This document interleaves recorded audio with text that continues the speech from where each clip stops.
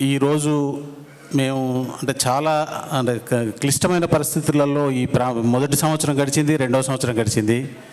శ్రీనివాసరెడ్డి గారు చెప్పినట్టు మేము గత మీటింగ్లో జరిగింది మళ్ళీ ఈ మీటింగ్లో చెప్పాలంటే చెప్పడానికి ఏం లేదు. శ్రీనివాసరెడ్డి గారు మేము ఏదైనా అనుకుంటే ఆ క్షణమే మళ్ళీ దాన్ని మార్పులు చేర్పులు చేయాల్సి వస్తుంది. గవర్నమెంట్కు ఎదురు నిలిచి మాట్లాడే పరిస్థితుల్లో లేము. కొంతమంది కోర్టుకు పోతే వాళ్ళు ఏం చేస్తున్నారంటే విజిలెన్స్కి ఇస్తున్నారు. మీరు అంటే మన పెద్ద మనుషులను పిలిచి మాట్లాడుతున్నారు.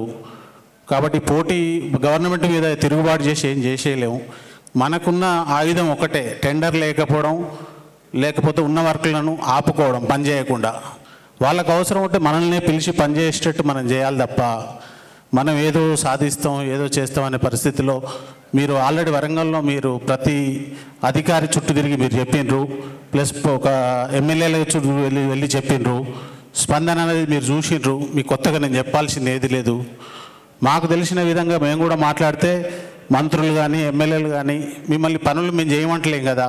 ఒకవేళ మీకు చేయమంటే చేయమన్న మా అధికారిని కానీ ఎమ్మెల్యేని కానీ మంత్రిని కానీ బాధ్యుని చేయమని చెప్తున్నారు. కాబట్టి రెస్పాన్సిబిలిటీ వాళ్ళని చేయాలి తప్ప మన అసోసియేషన్ ఇంతకుముందు డివిఎన్ రెడ్డి గారు, ఎస్ఎన్ రెడ్డి గారు చాలాసార్లు చెప్పిండ్రు. మీకు ఏమైనా ఉంటే ఇండివిజువల్గా సెంటర్ల నుంచి కేసులు వేయండి, లేకపోతే రైట్ ఫర్ ఇన్ఫర్మేషన్లో అడగండి. మీ ఎక్కడి సమస్య వస్తే అక్కడనే తిరుగుబాటు చేయండి తప్ప దీనికి రాష్ట్రమే పరిష్కారం చేస్తుంది అనే పరిస్థితులలో లేవు. రాష్ట్రం పరిష్కారం చేస్తే ఒక మనిషిని పట్టుకుపోయి లోపలేసినాక మొత్తం మన వ్యవస్థే నిర్వీర్యం అయిపోతుంది.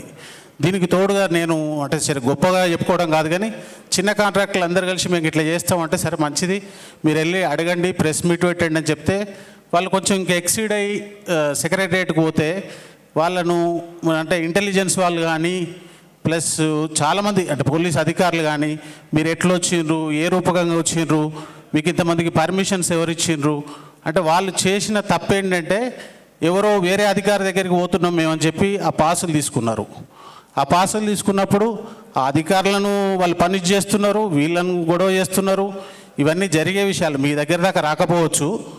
వాళ్ళు పాపం సఫర్ అవుతున్నారు. ఇప్పుడు ఆ పోయినందుకు మేము ఎందుకు పోయినాము, ఎందుకు తప్పు చేసినాము, మళ్ళీ మమ్మల్ని ఇంత చిన్న మేము వచ్చే 1-2 లక్షల కోసం ఈ పోలీస్ స్టేషన్లో చుట్టూడే మాకు సరిపోతుంది అని మొన్న మళ్ళీ వాళ్ళ అసెంబ్లీ ముట్టడి అని వాళ్ళని కొంతమంది ఎంకరేజ్ చేశారు వాళ్ళను. ఎందుకంటే వాళ్ళు అప్పుడు చేసినప్పుడు మేము అసెంబ్లీ ముట్టడిస్తాము అని చెప్పి వాళ్ళు నినాదం చేశారు.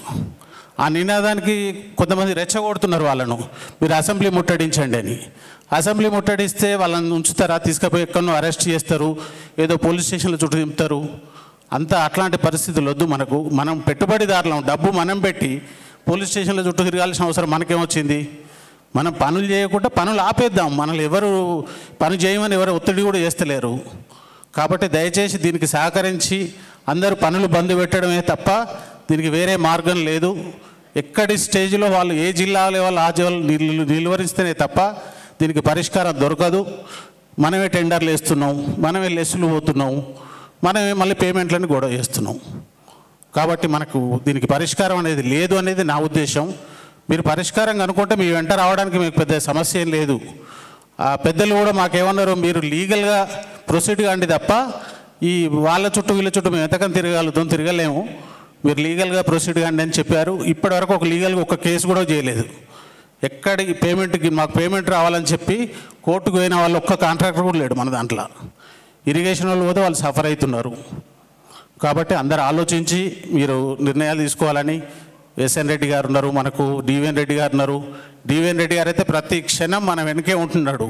సరే నేను అందుబాటులో ఉండలేకపోతున్నా కావచ్చు, తను ప్రతి క్షణం దేవేందర్ రెడ్డి గారు, భాస్కర్ రెడ్డి గారు కానీ, సచ్చిదానందన కానీ ఏ క్షణమైనా మనకు సమస్య వచ్చిందంటే ముందుండి సీనియర్ సార్ కానీ వీళ్ళందరూ పెద్ద పెద్ద లెజెండ్స్ ఉన్నారు. మనం తీసుకొని మన అసోసియేషన్కు బ్యాక్ బోన్ ఉన్నారు వాళ్ళు. కాబట్టి కృష్ణారావు గారు కూడా మాకు ఆయన పేరేంది ఉత్తమ్ కుమార్ రెడ్డి సార్ని అడిగితే ఏం చేయలేమన్నారట. కాబట్టి పేమెంట్లు వెంకటరెడ్డి సార్ని అయితే రోజు మన డివిఎన్ రెడ్డి గారు అయితే వెంటనే ఉంటున్నాడు. ఒక 220 కోట్లు ఇస్తే సార్ ఈ చిన్న కాంట్రాక్టులు వెళ్ళిపోతారంటే కూడా ఆ 220 కోట్లు కూడా ఇవ్వలేని పరిస్థితిలో గవర్నమెంట్ ఉంది. కాబట్టి మన కార్యాచరణ ఏందని మనమే నిర్ణయించుకోవాలి తప్ప మనకి ఇంకొకరు ఎవరో చెప్తే ఏదో చేస్తాం అనేది మాత్రం తప్పు. మన ఎగ్జిస్టెన్సీ కోల్పోయి మనం పనులు చేసి మనం అంటే ఇంకా తిరుగుబాటు చేద్దామని జైల్లో పాలవడం అయితే ఇష్టం లేదు. దయచేసి అందరూ ఆలోచించి ఉన్న పనులు బంద్ పెట్టుకోవాలని నా యొక్క విన్నపం. మీరు ఎట్లాంటి నథింగ్ బట్ పెన్ డౌన్ ఎట్లా చేస్తారో అధికారులు, మనం తట్టపార పక్కకు పడేయాల్సిందే, అట్లే బంద్ పెట్టండి అని నా యొక్క విన్నపం. దయచేసి దీనికి అందరూ సహకరిస్తారని నేను కోరుకుంటున్నాను.